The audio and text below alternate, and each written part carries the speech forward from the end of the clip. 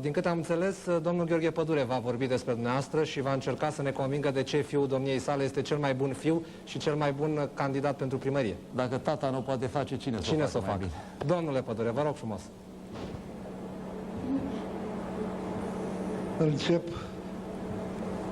a vă ruga să vă uitați la mine că am părul alb. De fapt, în viața mea eu n-am mințit și nu mint. Mai bine ca mine nu poate să-l cunoască nimeni și nu-l poate recomanda. Eu l-am făcut, eu l-am crescut, purtăm amândoi același nume, Pădure Gheorghe.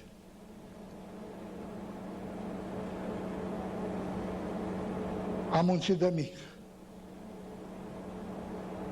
Eu ziceam care să ajungă ministru.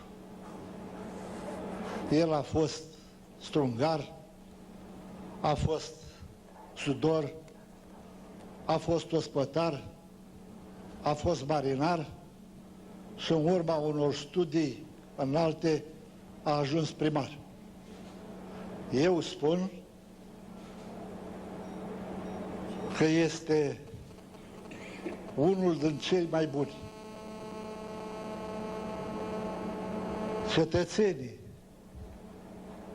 vor putea să spună cuvântul duminică dacă am avut dreptate sau nu. Sper să vedem cu toții că astăzi aici am avut dreptate. Eu vă mulțumesc dumneavoastră și telespectatorilor pentru atenția acordată.